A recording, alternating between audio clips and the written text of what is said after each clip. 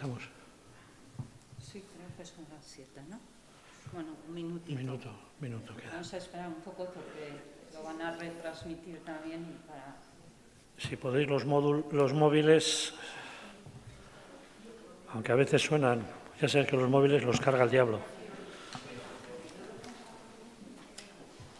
Pues listo. Listo. Bueno. Arratsalde-on denoi, muy buenas tardes y en primer lugar agradecerles muy sinceramente su asistencia a este acto cultural en momentos no es precisamente agradables ni de los que animan a compartir espacios y lugares.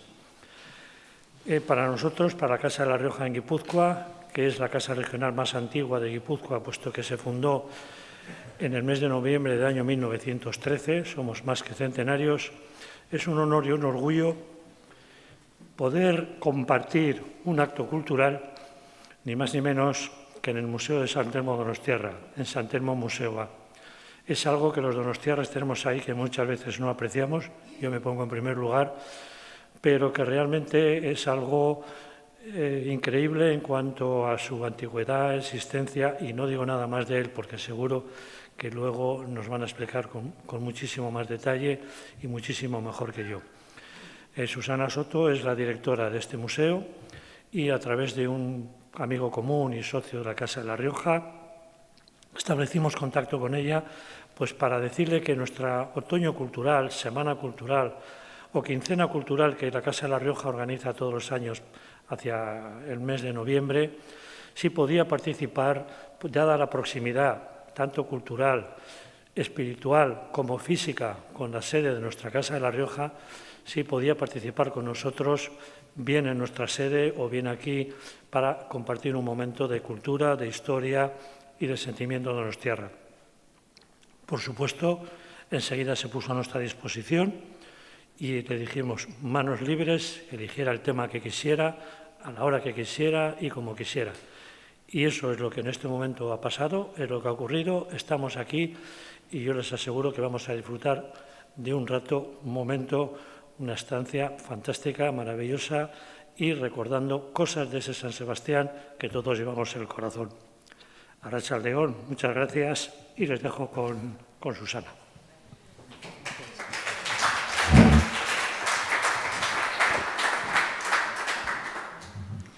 Bueno, ongi etorri guztiei, nik ere eskerrak eman nahi dizkizuet. La situación es evidente que no es buena, empezamos otra vez a notar que nuestras actividades bajan en asistencia y eso nos ha llevado también a dar esta conferencia por streaming para facilitar poderla escuchar desde casa sin tener que venir presencialmente. Si os digo que el control de esta sala es completo y que se renueva el aire así que creo que podéis estar tranquilas y tranquilos. Al hacer esta conferencia, bueno, yo agradecí mucho que pensaran en el museo al hacer una semana o quincena cultural, que creo que hacéis, y porque es una oportunidad de dar a conocer el museo. Y de primeras, lo que me planteé es, sin más, haceros una exposición que os mostrara un poco cuál ha sido la historia de este museo, incidir también en la historia del edificio, un edificio muy singular dentro de lo que es la ciudad de San Sebastián. Y, por último, hacer un recorrido, aunque fuera virtual, por sus salas y destacar qué colecciones tenemos expuestas en ellas y demás. Pero la verdad es que cuando esta exposición la tenía ya preparada, que es una exposición que hacemos también adaptándola a cada situación, me parecía que faltaba contactar un poco con La Rioja, ¿no? Y ya la segunda parte de la exposición, pues voy a intentar hacer algunos apuntes de nuestro museo en relación con La Rioja que os explicaré. Así que este es un poco el esquema que voy a seguir en la presentación. Y empiezo con esta imagen. El Museo Municipal de Sant Telmo se inaugura en el año 1902. El año que viene vamos a cumplir 120 años, ni más ni menos. Es el museo más antiguo del País Vasco y desde su creación se fundó como museo histórico, artístico y arqueológico, con todas las disciplinas. Unos años más tarde, ya en 1916, además se incorporó una disciplina nueva, la de etnografía, que además tiene una razón por la que se incluyó, que la veremos a lo largo de la exposición. El primer museo se instaló en la calle Urdaneta. El primer museo estuvo en la calle Garibay, en una sala muy chiquitita y con muy pocas piezas todavía. Posteriormente se llevó a la calle Urdaneta, a lo que es el actual edificio de Correos, que allí estuvo la Escuela Oficial de Artes y Oficios, la Biblioteca Municipal y el Museo Municipal. Y ya en el año 1932 se trasladó a este edificio, al edificio actual. Este año de traslado, para estas fechas, el museo había conseguido acumular bastantes colecciones, bastantes fondos, gran parte de ellos recibidos a través de donaciones. Pensar que estamos en esos años 1900, 1920, son los años del gran desarrollo turístico de la ciudad de San Sebastián, y era muy habitual que la burguesía donara piezas al museo, porque lo que se buscaba también era tener equipamientos que distrajeran a los turistas que llegaban a la ciudad. Son los años en que se crea el Teatro Victoria Eugenia, el Hotel María Cristina, o sea, son los años de creación, de esplendor, el casino, y el museo forma parte un poco de esta estrategia de crear elementos que dan de alguna forma servicio a los visitantes. He metido esta diapositiva que está un poco con bastante niebla por antigüedad, pero quizás algunos os acordáis de en esta plaza, es que me hizo mucha ilusión verla, porque en esta plaza había un monumento a los caídos, había unas escaleras que se subía, que ya lo hemos olvidado, pero estaba ahí en esta esquina, justo donde estamos ahora. Estaba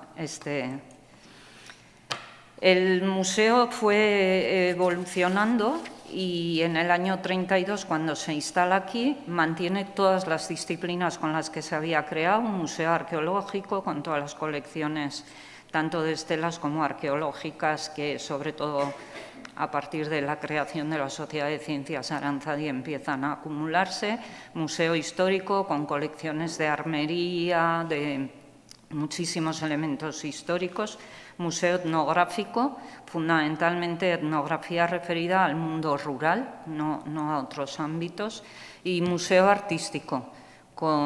Aquí se contaba con algunos depósitos del Museo del Prado, más todas estas donaciones y algunas adquisiciones que había hecho ya el propio museo.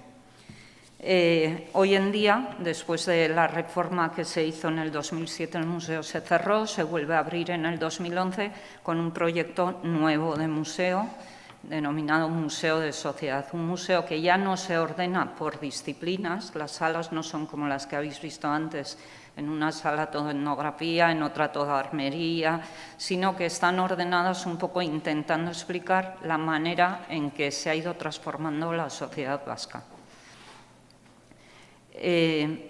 Ahora me voy a referir al edificio, a este edificio que ocupan la biblioteca y el museo municipales en el año 1932.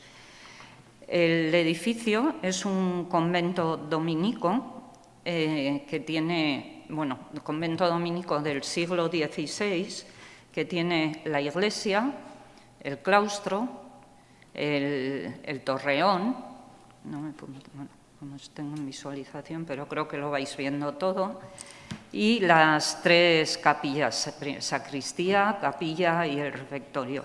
Están en color rosa porque estas dos últimas se incorporan en el siglo XVII, o sea, según va creciendo el convento. La creación del convento es, como os decía, de finales del siglo XVI. aunque no sepamos mucho de arte, sabemos que estamos en pleno Renacimiento italiano, ya como acabando la Edad Media, y se crea justamente con un estilo gótico renacentista. Y es muy importante que ahora seamos conscientes de que ese edificio, este convento dominico, junto a la iglesia San Vicente, son los dos edificios más antiguos que conserva la ciudad de San Sebastián. Los dos son del siglo XVI, un poco anterior San Vicente y seguido como de mitad de siglo San Telmo. Son dos joyas de la historia de la ciudad, que sabéis que en 1813 se quema y se mantienen los templos, también Santa María, pero Santa María es posterior. Es decir, los dos edificios más antiguos que conserva la ciudad son estos dos que están tan cerquita uno del otro. En esta diapositiva veis que si pensáis en otros conventos de esta época del siglo XVI, tiene una morfología, una estructura un poco extraña, porque los claustros nunca están a los pies de la iglesia, nunca están en la entrada. Ahí debiera estar la entrada a la iglesia. Y sin embargo, aquí el claustro está colocado a los pies de la iglesia y no en un lateral, como suele ser lo habitual. Esto se debió a que el convento, cuando se crea el convento, hay una oposición por parte de la villa de San Sebastián. No están claros los datos de cuántos habitantes tendría en ese momento, podrían ser en torno a 4.000, contando los de intramuros y extramuros de la ciudad. La villa era justo lo que es el casco histórico, cerrado por muralla y protegido por la fortaleza del Monte Urgul. La parte de muralla que defendía el monte, que era más bajita, o sea, el límite de la ciudad, estaba en lo que hoy es la calle Santa Corda, donde está el Cucharón de San Telmo. Estaba ahí. Y de ahí hacia el monte eran huertas, ya no había construcciones.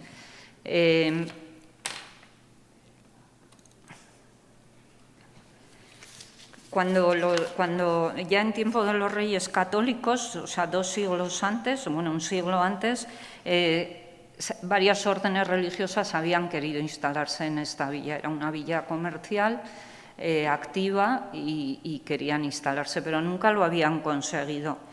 Y en el momento que lo consiguen se debe a que hay un personaje que es Alonso de Idiáquez, un tolosarra, casado con una donostiarra, que es Gracia de Olazábal, que Alonso de Idiáquez es el secretario de Estado del emperador, de Carlos V, Carlos I de España, V de Alemania.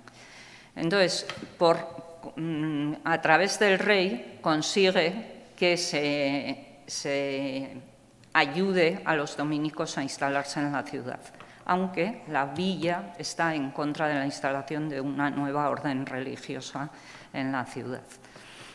Consiguen instalarse, pero no dentro de lo que es el casco, sino extramuros, es decir, tienen que expropiar una zona de huertas y el convento se instala ahí. Por eso el claustro está obligatoriamente a los pies, porque pega contra la ladera del monte, era imposible colocarlo en un lado. Pero además no solo está en los pies, sino que además la forma no es cuadrada, sino que es trapezoidal, por lo mismo, porque la roca salía y era absolutamente imposible construir los planos que de hecho habían mandado los dominicos para su instalación. Aquí veis los elementos que os he comentado del claustro. El claustro tenía el claustro bajo, el claustro alto, que era donde estaban las celdas de los frailes, ese torreón que veis al fondo, que es el que comunicaba las dos plantas, y la iglesia con las capillas. Este es el panteón de los fundadores, estos Alonso Idiáquez y Gracia de Olazábal, porque ellos son los que financiaron totalmente la construcción del convento para que se instalara totalmente. Lo financiaron a lo largo de varios años, incluso cuando muere Alonso de Idiáquez, continúa con las obras su mujer, Gracia de Olazábal, y posteriormente el hijo de ambos, Juan de Idiáquez, que vuelve a ser el secretario personal, en este caso ya de Felipe II, construye este panteón, este sepulcro, un sepulcro también totalmente renacentista, hecho por Tadeo Carlone en mármol blanco. Están imitando todo el nuevo arte que se está creando en Italia. Esta es la bóveda de la iglesia, que en estas bóvedas se han recuperado en la última intervención, la que se hizo en el 2007-2011, se han recuperado unas pinturas que estaban tapadas, que no sabíamos que existían, y que fueron encargadas por Juan de Idiáquez, es decir, ya por el hijo, el secretario de Felipe II. Y es muy curioso porque estas pinturas, que cuando entráis en la iglesia se aprecian muy poco porque hay mucha altura, pero bueno, hay unas pantallas donde las podéis ver, están hechas con unas plantillas que los dibujos responden al mismo taller que estaba trabajando en el Escorial. Es decir, los talleres italianos que había traído Felipe II para crear su panteón, el Escorial es el panteón del rey, de Felipe II, lo trae su secretario, se lo trae aquí a esta villa pequeña en la que la construcción de esta iglesia era toda una odisea, y hace que este taller, tanto para el sepulcro de sus padres como para la decoración de las capillas, trabaje en esta iglesia. La iglesia tenía acceso desde la calle Santa Corda, el portón que hay ahora, ahí al lado de la cuchara de San Telmo. Esa era la puerta de acceso al monasterio y se accedía a la iglesia. Había una zona de la iglesia separada que era solamente para la misa de los fundadores, con su cripta para el enterramiento de sus descendientes, una zona que era para el pueblo, y luego, ya entrando al claustro, se entraba en la zona monacal. El edificio fue durante siglos, actuó de colegio, impartía clases para la villa, se fue integrando en la villa poco a poco, y llegamos hasta el año 1813, año en que sabéis que la ciudad es quemada en las guerras napoleónicas, el momento ya de retirada de las tropas inglesas. San Sebastián era una ciudad que en el Monte Urgul estaba el ejército francés, y además se tachaba la ciudad de haber sido muy afrancesada porque había recibido siempre bien a los franceses. Bueno, por eso y por mil causas que habréis oído en el 2013, los aliados queman la ciudad y solo se salva la calle 31 de agosto, por eso recibe ese nombre.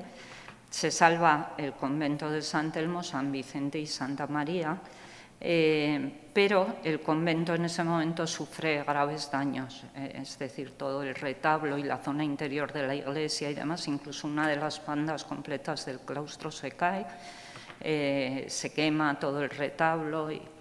Esto lleva a que el ejército, a partir de ese momento, incluso antes ya había estado semi-instalado en este sitio. Estratégicamente es un punto defensivo importante de la ciudad.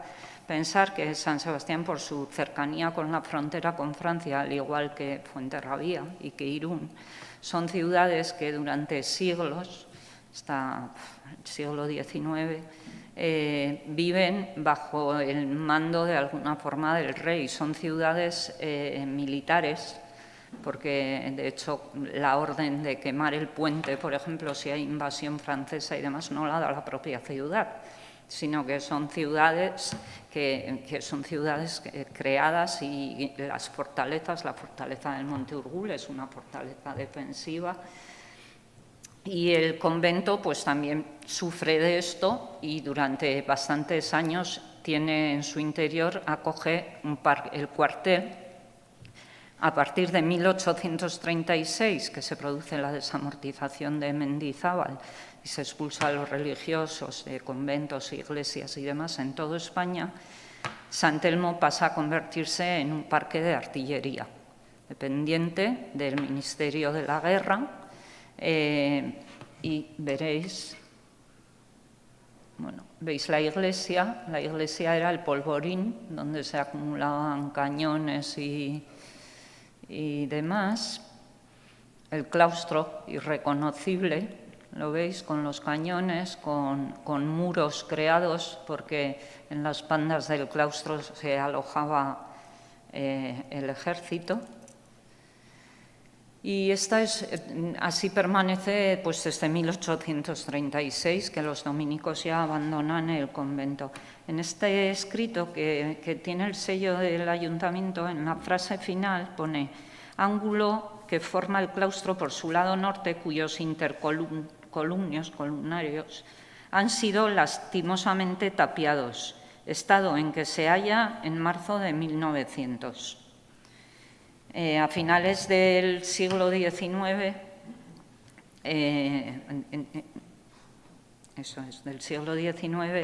el deterioro del inmueble en general era grandísimo y hay gran cantidad de donostiarras que empiezan a instar al ayuntamiento a arreglar el convento y recuperar. Coincide también con esa época de crecimiento y de florecimiento de la ciudad, es decir, que tiene recursos también para intervenir en este edificio. Y a raíz de esta iniciativa ciudadana, la torre y el claustro fueron declarados Monumento Nacional en 1913 y posteriormente, en el año 1928 ya, el ayuntamiento decidió comprar no solo el resto, que era la iglesia con las capillas, sino que compra también el Monte Urgul, que deja de ser ya una fortaleza militar y pasa a manos municipales. Esto es muy reciente, estamos en el año 1928 y es el momento en el que decide proyectar que este edificio se convierta en museo y biblioteca municipales. Para convertirlo en biblioteca y museo, lo que hace es crear esta fachada que veis, que ahí la están construyendo, porque el plano del convento es el que os he enseñado antes. Se entraba desde la calle Santa Corda y el claustro era cerrado, el claustro no tenía salida a la plaza. Se hace este edificio de 3 plantas, la planta baja es la que da entrada al museo y las 2 plantas superiores se dedican a exponer bellas artes. Y se decide ya la conversión de todo el edificio en museo. Este museo se inauguró en el año 1932 y se inaugura ya con los lienzos de Sert instalados en la iglesia. ¿Qué ocurría? Que la iglesia estaba toda descarnada, la iglesia había sufrido incendio, no tenía retablos, los techos estaban abrasados. En ese momento no se sabía qué hacer con las paredes de la iglesia, está desacralizada, por supuesto, y se decide que sea el salón de actos de la biblioteca y del museo, pero se quiere decorar. La decoración se encarga Josep María Sert, que era en ese momento el muralista más conocido, desde luego, en España. Él vivía en París y era muy amigo del pintor Ignacio Zuloaga.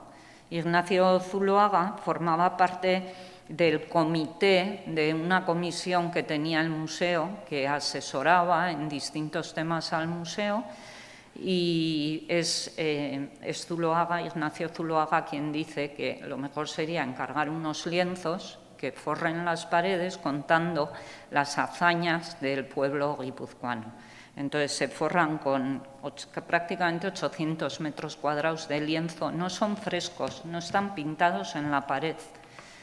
Sert pinta en telas y lo pinta en París, en un estudio de 2 plantas en los que va enrollando y desenrollando para pintar. Tenéis los bocetos con los que trabajó en la iglesia, que te explican muy bien de qué forma trabajaba. Hacía una cuadrícula y lo de cada cuadrícula luego lo pintaba en un tamaño mayor. Trae los lienzos forran las paredes y en los puntos de unión de unos con otros pinta telones. La próxima vez que entréis en la iglesia, fijaros y adapta todo esto pintando telones granates que hacen que estos 17 lienzos que representan 17 imágenes diferentes, pueblo de navegantes, pueblo de sabios, pueblo de religiosos, se vean en la iglesia. Me he detenido bastante porque creo que estas historias del edificio, aunque lo visitéis, pues a veces no se conocen tan fácil y creo que está bien. En el 2007, como os decía, se cerró el museo, el edificio estaba muy deteriorado, el edificio histórico, y además hacía falta crear nuevos espacios y se encarga un proyecto a estos arquitectos, Nietos Ovejano, que era un proyecto doble, porque planteaba, por un lado, la rehabilitación del edificio antiguo, pero también la ampliación.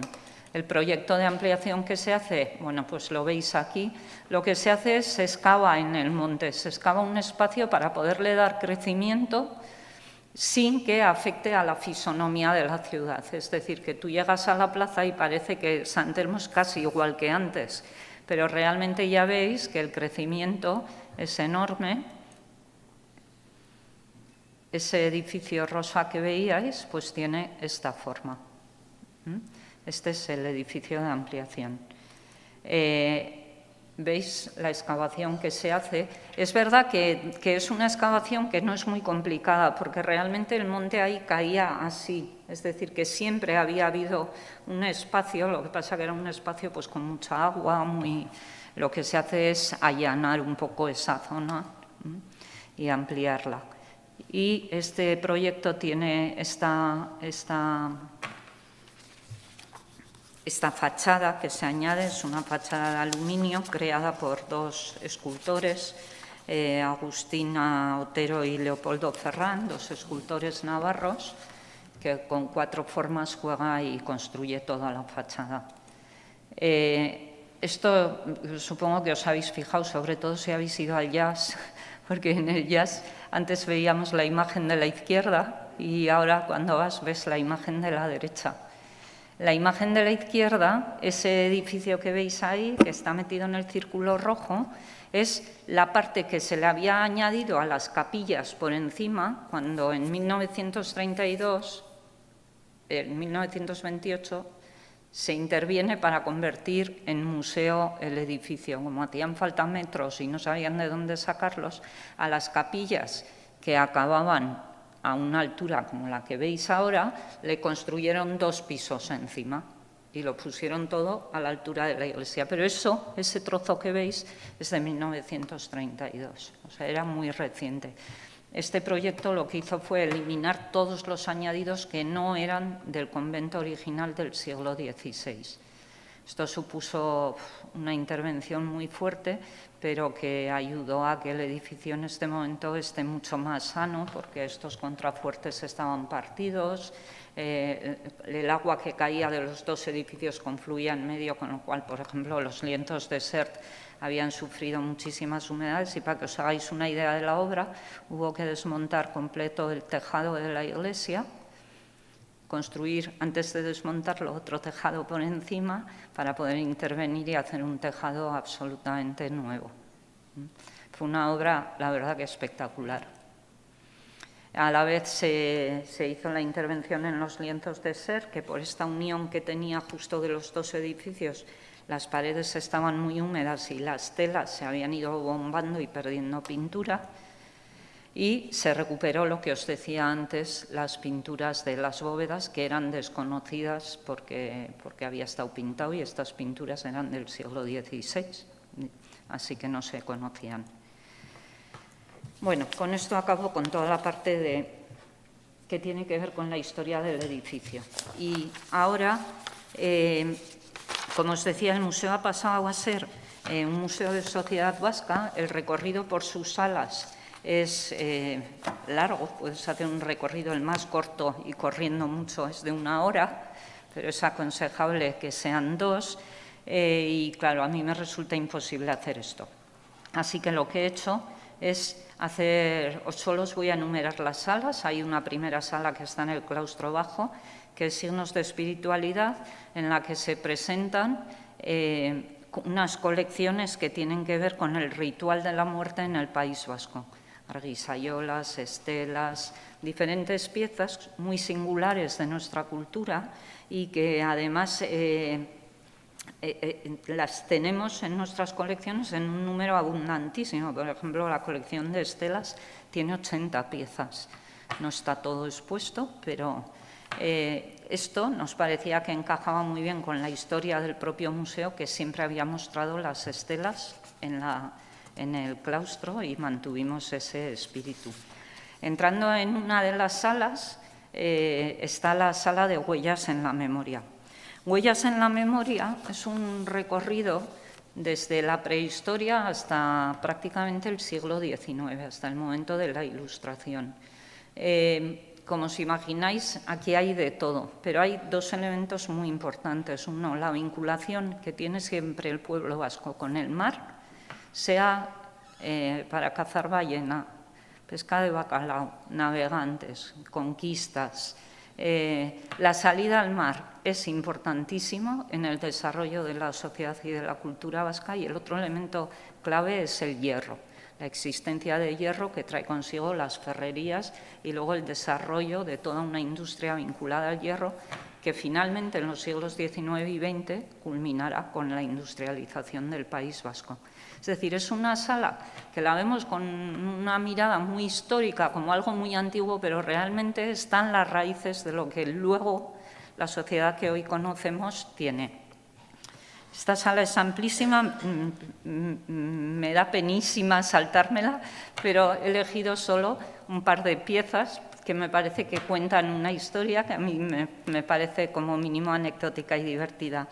Este es un vestido de 1787, en ese momento se estaba siguiendo la moda francesa, y esto que veis aquí es una barba de ballena. La caza de la ballena fue importantísima porque de la ballena se utilizaba todo, se vendía todo, la grasa, los huesos, la carne, las barbas. ¿Cuál es el valor de la barba de la ballena? Pues que en un momento en el que todavía no existía el plástico, la barba de la ballena es un elemento flexible que no se rompe, pero que sí se dobla. Y eso llevó a que los corsés de los vestidos, estas rayitas que veis verticales, están hechos con barba de ballena. De hecho, ahora ya la gente joven no recuerda eso, pero antes en la ropa interior, en las fajas, en los sostenes, se hablaba de ballenas directamente. Pues son estas piezas que normalmente iban encapsuladas. De hecho, cuando restauramos estos vestidos, sacamos las piezas de barba de ballena. Bueno, me parece que es me gusta mucho esta pieza porque más allá de explicar las travesías por mar y la navegación y lo que supuso, pues me parece que a veces estos pequeños detalles, imaginaros la economía que suponía un material como este, ¿no? Y esta es la segunda pieza en la que me voy a parar en esta sala, que son estos tocados. Esto es un grabado de 1608 de Francisco de Mendieta y que dice que el mismo grabado decía que eran los hábitos y tocados antiguos y modernos usados en Vizcaya. Identifica en el grabado cada uno de los tocados estos con qué pueblo corresponde, pues con Bermeo, etc. Nosotros tenemos estos grabados, estos tocados, están hechos mucho más tarde, en 1952, pero están cosidos y diseñados ni más ni menos que por Cristóbal Valenciaga. Entonces, para nosotros es una joya porque reúne una parte histórica que tiene que ver con nuestra cultura antigua, a la vez un modisto guipuzcoano también, pero además es muy importante porque sabéis que la Inquisición actuó en el Pirineo, en el País Vasco, y los tocados estos de tela los portaban las mujeres casadas y viudas, y normalmente indicaba de qué localidad eran y su estado, si eran viudas o no eran viudas y demás. Las autoridades eclesiásticas estuvieron en contra de estos tocados Y Pierre Lancre, que fue el juez instructor de toda la instrucción del proceso inquisitorial brujeril de la zona de Lapurdi, Zugarramurdi y demás, en uno de sus informes decía: «Su tocado parece testificar su deseo. Las viudas llevan el morrión sin cresta para indicar que les falta varón». Es decir, calificaban estos tocados de tocados fálicos que iban mostrando su deseo y demás. Fueron inmediatamente prohibidos en el país, por eso no han llegado hasta nuestros días. Es decir, veis como una pieza nos junta tres elementos que los tres son importantes.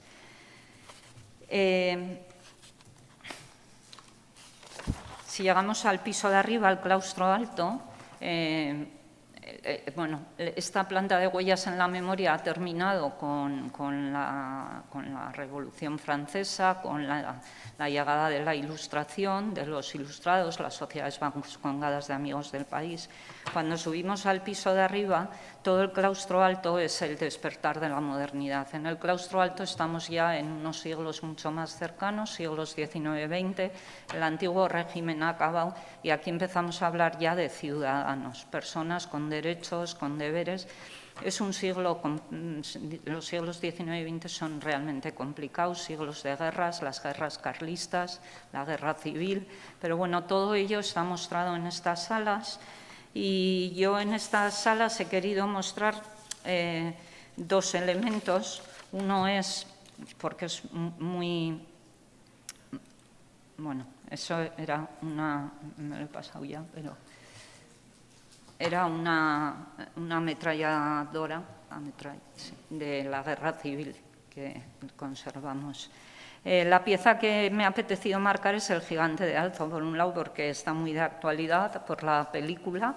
El gigante de Alzo vivió entre 1818 y 1861, pesó 203 kilos, medía 2,42 m y calzaba un zapato de 42 centímetros. Estas piezas están en el museo, están expuestas. Bueno, ya veis, son todo piezas que él utilizaba. Es un personaje al que, si habéis visto la película, veis que se le utiliza para llevarle bueno, por el mundo. Refleja un poco esa sociedad nueva que se estaba creando, ¿no? En la que ya las ciudades se estaban desarrollando. Y bueno, el que de este personaje tan cercano, pues el museo conserve estas piezas, me apetecía mucho mostrarlas hoy aquí.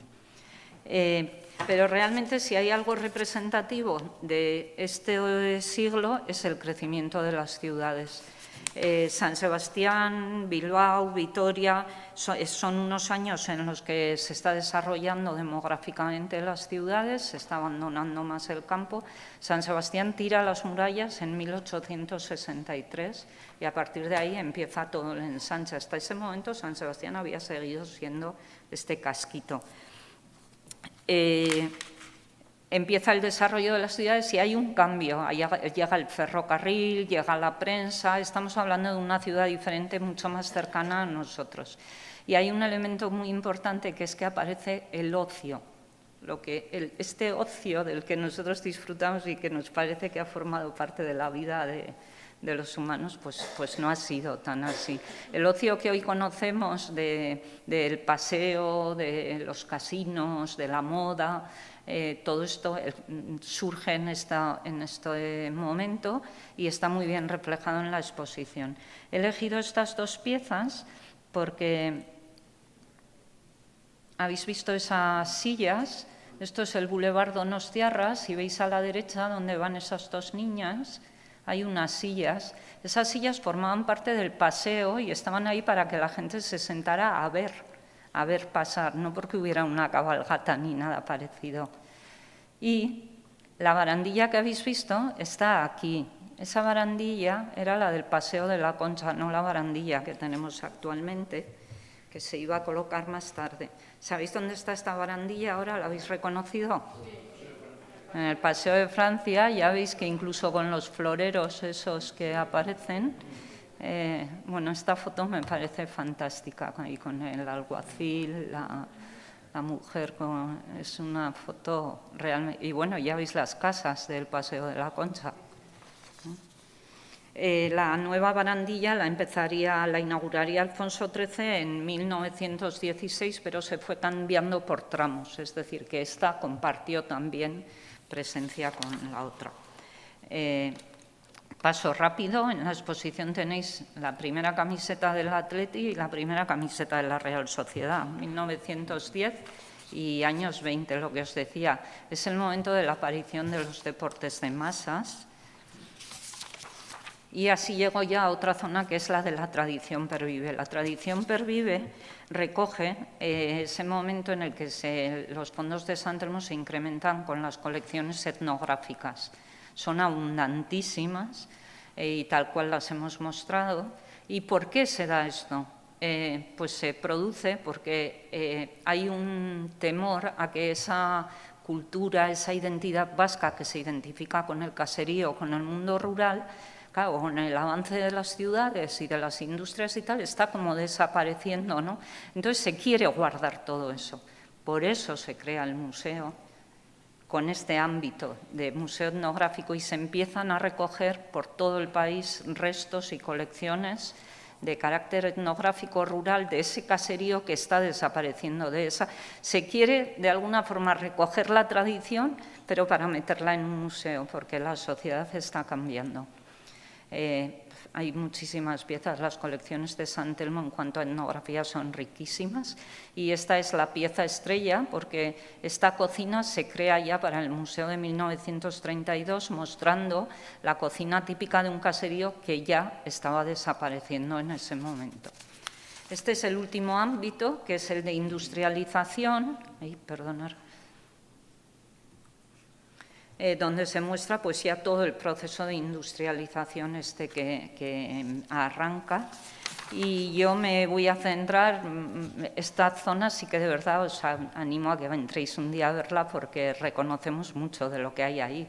Empresas como Fagor, Vilore, La Palmera, Chocolate Suchar, realmente nuestro pasado está en esta sala. Pero bueno, yo he elegido una pieza que nos habla de la industrialización. El País Vasco siempre, desde la Edad Media, había sido una zona productora de armas, algo tiene que ver el hierro que había en el país, pero en el siglo XVIII Eibar, Elgoibar, Vergara eran grandes productores de armas, siempre con talleres artesanales. ¿Qué ocurre? Que ante la Primera Guerra Mundial, 1910, estamos todo el tiempo moviéndonos ahora en este piso en estos años, se convierten en grandes exportadores para países como Reino Unido, Francia, Italia. Y he recogido el dato, en un año, solo en 1916, Eibar exportó 42.430 escopetas, 313.000 pistolas y 370.000 revólveres. Un año de esplendor total. Pero ¿qué ocurre? Que la Primera Guerra termina y todos estos talleres, que algunos habían pasado incluso a ser fábricas, se empiezan a encontrar sin trabajo para seguir desarrollándose. Y aquí se produce una transformación que la verdad es de estudiar, porque todos estos talleres a partir de 1920 empiezan a buscar en qué transformarse, ya no tienen clientela para seguir vendiendo tantas armas. ¿Veis estos pistones, estas piezas que hacen funcionar un revólver, un arma? Fijaros en sus formas. Incluso os diré, esta pestañita que sube hacia arriba, si no os recuerda a la pestañita de la máquina de coser Alfa, de hacia arriba y hacia abajo, es idéntica. Bueno, pues el proceso de industrialización lo que llevó es a producir en las mismas fábricas, en los mismos talleres y con las mismas máquinas, ir a una producción totalmente diferente. Así iba a aparecer el casco había estado produciendo armamento y se reconvirtió y a partir de 1929 empieza a hacer artículos de papelería. Fijaros, sigue siendo hoy en día la grapadora más vendida. 1929. Sus técnicos decían, una grapa debería de desfilar por la grapadora con la misma precisión que una bala por el cañón de su revólver. Es decir, el mecanismo que tienen es el que utilizaban para las armas de precisión. Por eso son auténticas miniaturas de ingeniería. Y la otra es el sacacorchos Bog, sacacorchos el búho, que tiene el mismo origen. Barrenechea y Olañeta había sido diseñador de armamento, tal. Este es del año 1905 y en este momento sigue siendo una fábrica con unos niveles de exportación, pero que sepáis que además estas piezas, por ejemplo, la grapadora del casco está en el Museo de Arte Moderno de Nueva York como una pieza emblemática.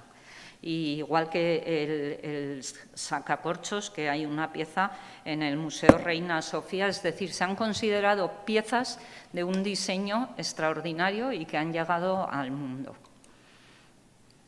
Estas fábricas, unas se dedicaron a estos objetos pequeños, pero estas fábricas de armería son las que dieron lugar a la aparición de Alfa, de la Lambreta y de las bicis Orbea, con todo su desarrollo.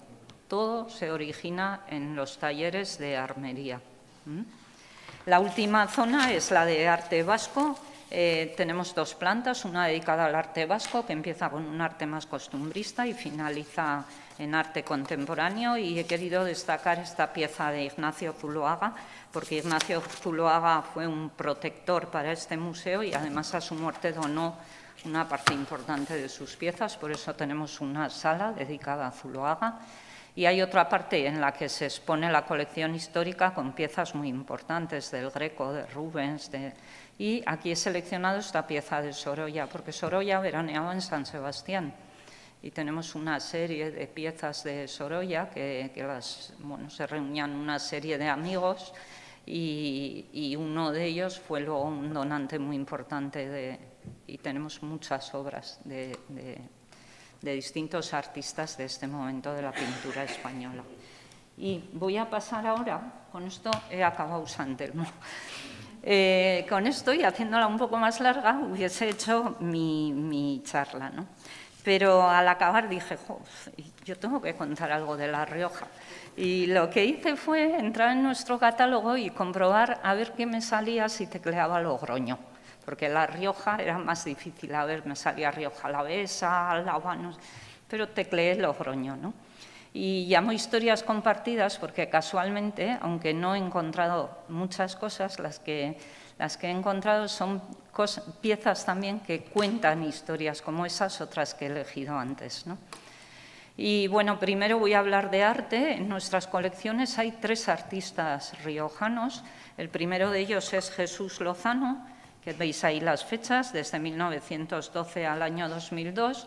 Este es un cuadro, quizá conocéis el pueblo, Leza, del río Leza.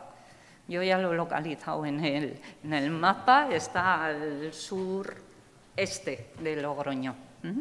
Este artista estudió en la Escuela de San Fernando. Al finalizar sus estudios estuvo trabajando de profesor de instituto en Ávila. En el 35 hizo su primera exposición ya en Logroño y durante la Guerra Civil se asoció en la Alianza de Intelectuales Antifascistas con el Ministerio de Propaganda de la República. Hay bastantes carteles de la República realizados por Jesús Lozano. No os he puesto porque nosotros no tenemos ninguno de él. Regresó a Logroño una vez finalizada la guerra y comenzó a trabajar en el negocio familiar hasta que se jubiló. Bueno, estuvo dando como profesor clases de dibujo en la Escuela de Artes y Oficios de Logroño hasta que se jubiló. Este es el otro cuadro que tenemos de él, que no sé si conocéis el pueblo, y es Aldea al Pozo. Este no lo he localizado. Y esta es la última obra. Durante una época pintó muchos cuadros de flores y vendió mucho, tenía familia numerosa y esto le suponía unos ingresos importantes. Y, dato importante, expone en el Círculo Guipuzcoano de San Sebastián en el año 1949. Esto es lo que motiva que nosotros tengamos obra de este artista riojano, al que además le dio La Rioja la medalla de oro en el año 1993. No tenemos expuestas sus obras, pero están en nuestros almacenes. El otro artista es Bai Sala. Bai Sala en realidad se llamaba Juan Bayón Salado, hizo una abreviatura. Este hombre sí que nació en Logroño, pero luego desarrolló toda su vida en Bilbao. De hecho, ha habido durante muchísimos años una sala de arte, que era la sala Bai Sala, y él vivió mucho, muy vinculado a Francia, a todo el movimiento del impresionismo francés. Mirad qué obra más maravillosa tiene, totalmente impresionista. Y bueno, fue un artista muy consagrado que vivió en París y bueno, regresó ya a Bilbao y yo creo que no llegó a volver a Logroño. Casualmente este artista expone también en San Telmo en el año 1993 y dona una de estas dos piezas al museo. El tercer artista, la tercera, es Vittorie Sanz, que quizá algunos la hayáis conocido, porque Vittorie Sanz murió en el año 2000, nacida en Tudelilla. Ella desarrolló ya toda su vida y su carrera artística en San Sebastián, estuvo muy vinculada a la Asociación Artística de Guipúzcoa y participó en muchas exposiciones. San Telmo le hizo una exposición, El paisaje de Vittorie Sanz, en el año 98. Y tenemos 6 obras de ella. Es una artista que ahora también está representada en la exposición que inauguramos el pasado viernes. La anterior que me he pasado era Paisaje de Regil, el anterior era Bosques de Goizueta. Es una pintura también muy impresionista. Y estas dos de flores, que era muy habitual que pintaran las mujeres porque eran lienzos pequeños que eran fácilmente instalables en casa aunque no se tuviera estudio. En este no me voy a parar, pero Espartero, bueno, harto conocido, ¿no? Pues nosotros tenemos esta imagen de él y además tenemos un grabado porque en San Telmo se conserva una colección muy importante de las guerras carlistas. Sabéis que fue un general liberal muy importante, pero que se había casado con una mujer de Logroño y que una vez que dejó la política vivió y murió en Logroño. Fue comandante de Vizcaya, es decir, que otra vez se vuelve, aparte que las guerras carlistas asolaron el País Vasco, pero además fue comandante de Vizcaya. Y este es otro personaje que yo no conocía y que me interesó mucho, que nace y muere en Logroño, que es Martín Zurbano, es otro militar liberal que comenzó luchando en la Guerra de la Independencia contra las tropas de Napoleón, después siempre fue del bando isabelino, de Isabel II, es decir, siempre fue liberal. También fue nombrado comandante de Vizcaya, pero finalmente murió en 1844 en Logroño. Fue juzgado sumariamente y condenado a morir fusilado. Y la ejecución se produjo junto a sus 2 hijos en el muro del monasterio de Valbabuena, situado cerca de la ciudad, y actualmente se encuentran enterrados los 3, la familia completa está en el cementerio de Logroño. Si algún día vais, podéis investigar un poco sobre este personaje y tenemos este grabado maravilloso. Veis la simetría ahí de todos los soldados del momento de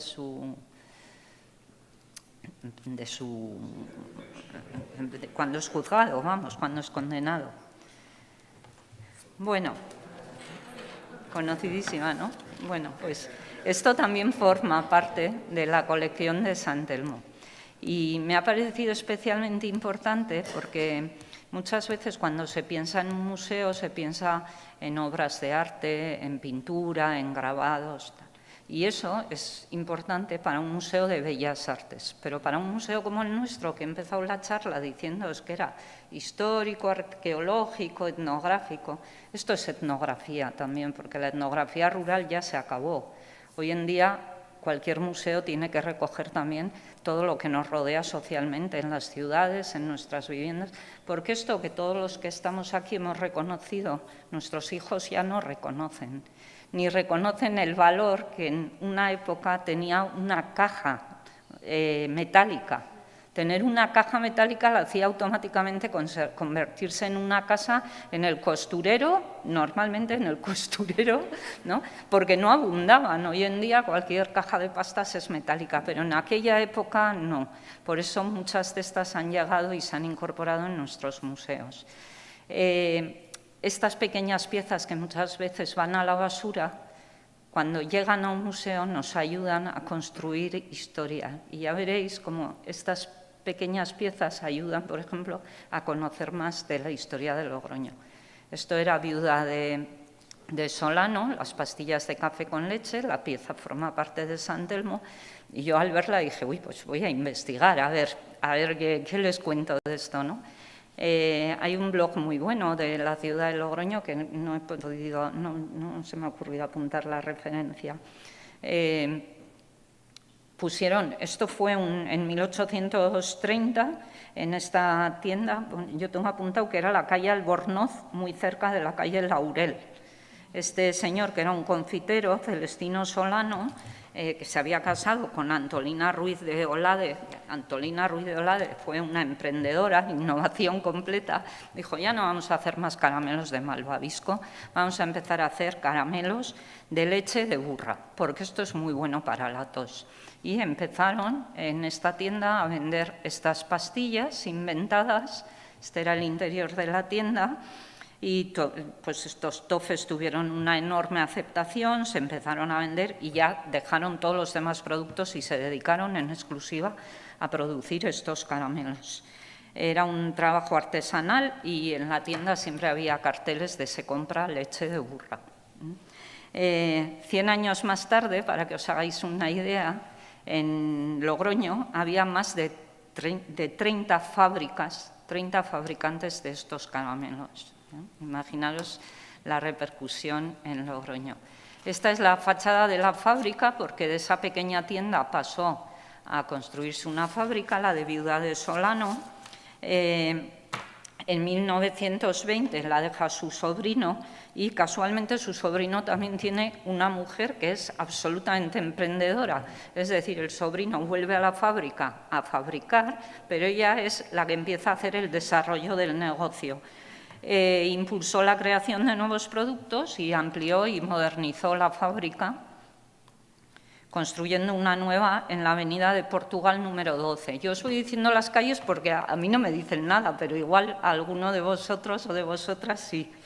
En la época de la posguerra, para asegurarse que tenían material suficiente para seguir produciendo, crearon unos espacios productivos agrícolas y ganaderos en el Juncal, en la carretera de Soria, muy cerca de Albelda de Iregua, que eso sí conozco. Y la última ampliación se realizó en el año 1970. O sea, fijaros lo que ha pervivido esto. Se construyó en el barrio de Barea una moderna fábrica. Posteriormente, 18 años más tarde, en el 88, fue adquirida por el Grupo Fosforera Española y se trasladó la producción a Zaragoza. Desapareció ya de Logroño la historia. Y lo que ha quedado es ese edificio, en el último que estuvo, que es el que actualmente ocupan las bodegas Ontañón. Esto también forma parte de La Rioja actual, ¿no? Todo lo que queda se ocupa por una bodega. Y bueno, que sepáis que esta fábrica ha desaparecido. En 2004 ya la había comprado una multinacional y en el 2009 cerró. Ya no existe. Pero fijaros cómo desde una latita pequeña se arma muchísimo la historia y nuestra memoria. Esta es otra de las piecitas que encontré en nuestro museo, que esta sí que no me sonaba a mí de nada, bicarbonato de soda Oribe. No lo conocía ni lo había oído nunca. Bueno, pues descubrí, este es un personaje que espero que alguien algún día le haga una película, porque si tenéis ganas, meteros en internet y leer de su vida, porque fue un personaje increíble. Yo he leído muchísimo sobre él. Nacido en Briones, hijo de una familia de labradores, fue el séptimo hijo de 8 hermanos, le ingresaron en un seminario, se escapó del seminario, bueno, hizo de todo, telegrafista, vender periódicos, de todo. Pero con 18 años se había plantado ya en Madrid, donde estudió bachiller, se licenció en farmacia, consiguió el título de maestro y además cursó un año en la Facultad de Ciencias. Todo de golpe. A la vez consiguió trabajo en la Administración de Correos. A los años, en 1870, es decir, 10 años más tarde, se está instalando ya con una farmacia en Bilbao, casado con su mujer también de Briones, y vivirá en Bilbao, donde esta farmacia que abrió ha estado abierta hasta 1976 y siempre en manos de la misma familia. Este personaje, porque es... ¿alguien no sonaba? No. Bueno, pues mirar qué es lo que trajo. Fue el inventor del licor del polo, ni más ni menos. Con todos los estudios que él había hecho de ciencias, de farmacia y demás, quiso hacer algún producto, ya había empezado a trabajar productos de higiene, jabones y demás, y quiso hacer un producto que sirviera para la limpieza dental, pero comenzó a trabajar todo con vegetales y con fórmulas de botánica. Es decir, que fue un producto totalmente diferente a todos los dentríficos que había hasta ese momento, que tenían agentes químicos, fue un producto natural. Fijaros, bueno, claro, esto también ha terminado en manos de una multinacional. En aquel momento fue importantísimo, pero además uno de los valores de este hombre, otro, aparte de los muchos, fue que fue un gran publicista, o sea, inventó una nueva forma de hacer publicidad de productos.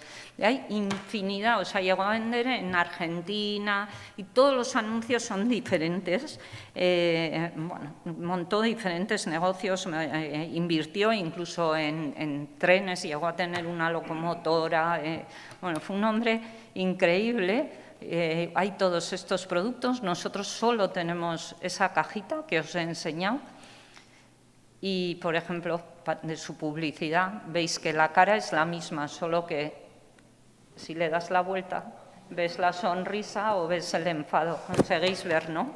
La sonrisa y el enfado. Bueno, pues inventó muchas cosas de estas. Y Licor del Polo se convirtió pues, en un emporio, ganó muchísimo dinero y volvió a Logroño en 1910, dejando la farmacia y todos sus hijos, que bueno, la historia es terrible también con sus hijos, no os la voy a contar. Volvió a Logroño y creó esta fábrica con este chalet delante. Él vivió y murió ya en ese chalecito, que murió en 1913 y que en un blog de Logroño he encontrado que se mantiene, esta foto es bastante actual, y se mantienen los restos de lo que fue la fábrica. Todo esto está en, os voy a decir por si alguien cuando vaya a Logroño le apetece verlo. Está en la carretera de Soria, junto a modernas urbanizaciones, no sé más. Todo esto lo ha desarrollado también una chica, María Blasco Gamarra, en un blog que da mucha información. Os voy a decir que a su muerte, él había sido políticamente, había sido siempre también muy defensor de las libertades, muy anticlerical, antirreligioso, y su testamento es digno de leer, pero por ejemplo decía: lego a mi pueblo de Briones las cantidades siguientes: 50.000 pesetas distribuidas en 2 anualidades para construir en mi citado pueblo un edificio para escuelas, 2.000 pesetas anuales durante 80 años, a contar desde mi muerte, para el sueldo del profesor y material. El profesor tendrá máximo 60 niños. Lo mismo establezco para la maestra o maestras de sexo femenino. En una y otra escuela se excluirán en absoluto las enseñanzas de todo dogma religioso. 500 pesetas anuales durante el mismo plazo para reposición y conservación de instrumentos musicales. Prohíbo que con mis instrumentos se acompañe procesiones y otras fiestas religiosas. Bueno, os he cogido 2 párrafos. El testamento entero no tiene desperdicio, de verdad. O sea, para mí es un personaje de auténtica película y, bueno, nacido de ahí. La otra empresa, Tres Calabeles, yo pensaba, pues mira, esto tendremos, pues porque aquí todas las modistas, es verdad que en muchas casas había tijera 3 claveles, pero no, esta pieza además se nos une de otra forma, y es que el taller de 3 claveles lo crearon estos 7 hermanos, que son los hermanos Bueno, que iniciaron su actividad empresarial en el año 30. A ver, tijeras, mirar todo lo que hemos visto antes. ¿Dónde tendrían el taller familiar? En Éibar. La historia que os he contado antes de cómo se transforman aquellas industrias armeras y empiezan a crear la grapadora, el tal, pues pasan a crear también las tijeras. Este taller dio lugar bueno, hicieron tijeras de manicura, de uñas, de labores, se afianzó muchísimo en el mercado, cuidando exquisitamente siempre la calidad, y vuelven a Logroño en el año 63. Bueno, van a Logroño en el año 63 y crean una primera nave de 5.000 metros cuadrados. Posteriormente la amplían a 11.000 metros cuadrados y actualmente es un... bueno, ya habéis todos los empleados que tiene, está en el polígono industrial Cantabria 1 de Logroño, una superficie de 20.000 metros cuadrados, más de 100 profesionales trabajan diariamente y es la primera empresa española en fabricación de cuchillería fina, tijera, menaje, alicates y artículos de manicura. Es la empresa, el mayor fabricante mundial de tijeras de cocina de alta calidad forjadas en caliente. Todavía actualmente de esa empresa, que fijaros dónde surgió y cómo. Y dentro de estas historias, ya remato con esto, con de qué forma se hilvana. Esto es una escribanía de damasquinado. El damasquinado se utilizaba mucho para adornar las armas, las culatas y así. Es una industria que se desarrolla mucho en Éibar, también en Toledo, en los sitios donde se hacía armería. Pues buscando en Internet con el nombre de Hermanos Buenos y tal, de repente encuentro esto y os voy a leer. En el mes de enero os presentamos la última adquisición del Museo de la Industria Armera, una escribanía de lujo totalmente damasquinada en perfecto estado de conservación. Consta de un soporte, 2 tinteros y una pluma y tiene la inscripción Francisco, bueno, F-O-D-V. Bueno, Éibar en la parte trasera. Gracias a la inscripción podemos deducir que se trata de una pieza producida en la fábrica de Vicente Bueno Orbea, hermanos Bueno, la foto que os he enseñado antes. Grabador en activo entre 1909 y 1913, el taller de tijeras es de 1930. Tenía el taller en la calle Estación y además de realizar trabajos por encargo, ejercía también como profesor de damasquinado. Se trata probablemente del antecesor de Bueno Hermanos Sociedad Anónima, que no sé si ellos lo sabrán, pero bueno, para mí ha sido como un descubrimiento de cómo otra vez Logroño y esta pieza se vuelve a vincular con el País Vasco. Y con esto acabo, porque estas son las otras 2 piezas que he encontrado vinculadas a Logroño, de las que no os puedo contar absolutamente nada, porque yo no he encontrado esta sastrería, no sé si existe, no sé si alguien la conoce, pero bueno, si alguien tiene datos, pues ya me dirá. Lo que sí he comprobado es que en Logroño sigue habiendo muchas sastrerías, muchas más que en San Sebastián, y eso indica también algo que tiene que ver con la forma de vestir de distintas zonas. Y con esto acabo la charla. Me he permitido poneros esto porque estamos a final de año y siempre hacemos esta promoción animando a que la gente no se haga socia, sino que regale, porque es un regalo maravilloso el carnet de socio que te permite acceder durante todo el año de forma gratuita a las exposiciones y a muchas actividades del museo. Y nada más.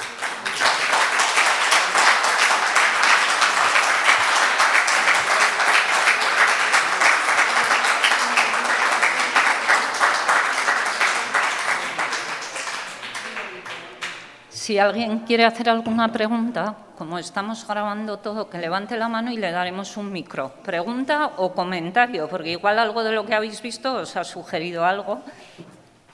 Os dará ahora el micro. Es importante que no habléis sin micro porque si no, los que están viendo por internet no van a poder escuchar. No sé si me he alargado mucho. ¿No? Bueno. Creo que ha levantado él. Sí, buenas tardes. Yo quería preguntarte, los dominicos, ¿hasta qué siglo estuvieron aquí? Porque yo soy de la parte vieja, he conocido el Museo de San Telmo, he conocido lo que tú decías, el monumento del Valle de los... No, Valle de los Caídos, no. Bueno. Sí, bueno, efectivamente. Y bueno, eso quería saber, pero es cierto que yo he vivido mucho el tema del Museo de San Telmo y de esas piezas que desafortunadamente desaparecieron. 1836 se da una ley, que es la Ley de Desamortización de Mendizábal, por la cual muchos conventos e iglesias se desamortizan, es decir, salen del poder de la Iglesia para hacerse laicas. Y bueno, en ese momento también hubo una serie de agresiones, como en todos los momentos de cambio. Algunas iglesias se quemaron o se quemó el interior, pero realmente ellos salen expulsados del edificio y se convierte ya en un edificio desacralizado en 1836. Muchos museos en toda la península ibérica ocupan conventos que se vaciaron en el 36 con la desamortización de Mendizábal.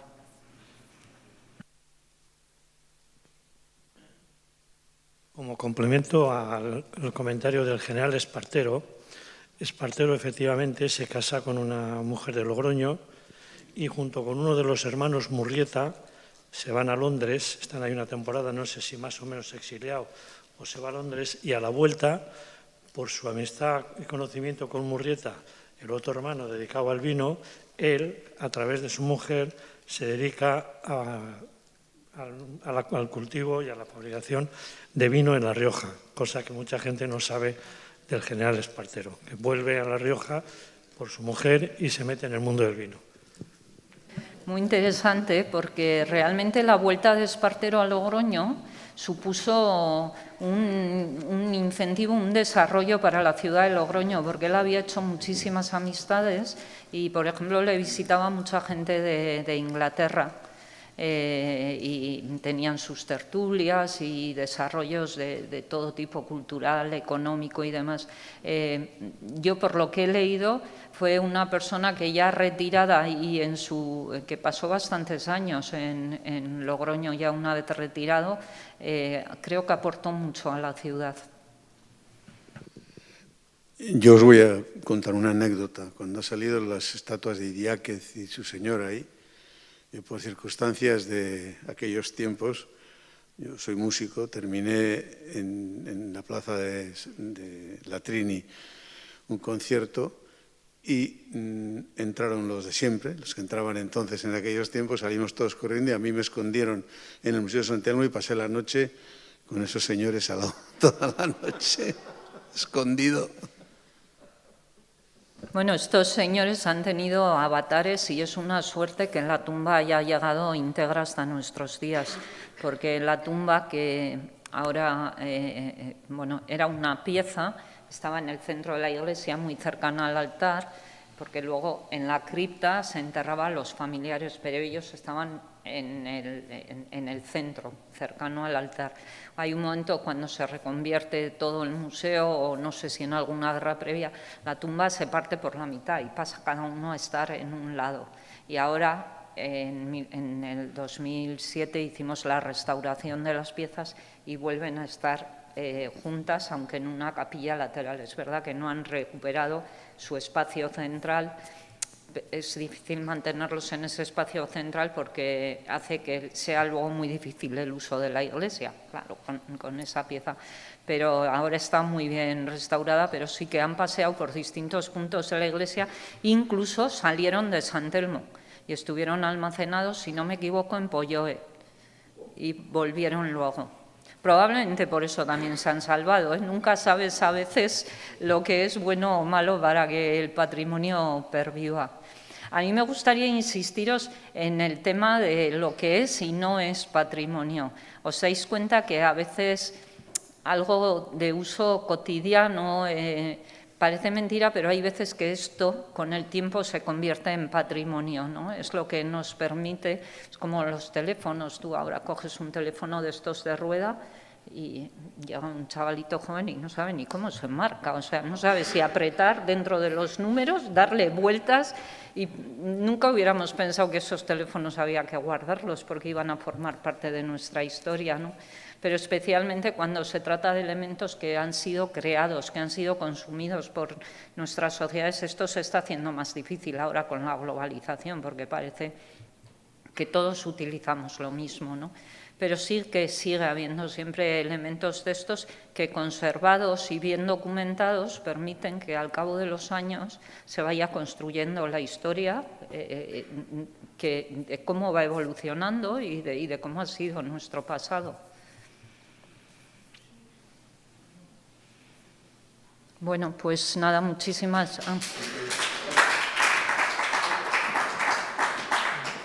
Yo, Susana, en nombre de la Casa La Rioja, quiero agradecerte este rato tan delicioso que nos has hecho pasar y, sobre todo, poner valor a que te has molestado en encajar unas historias donostiarras con La Rioja. Muchas gracias. Nada, vosotros.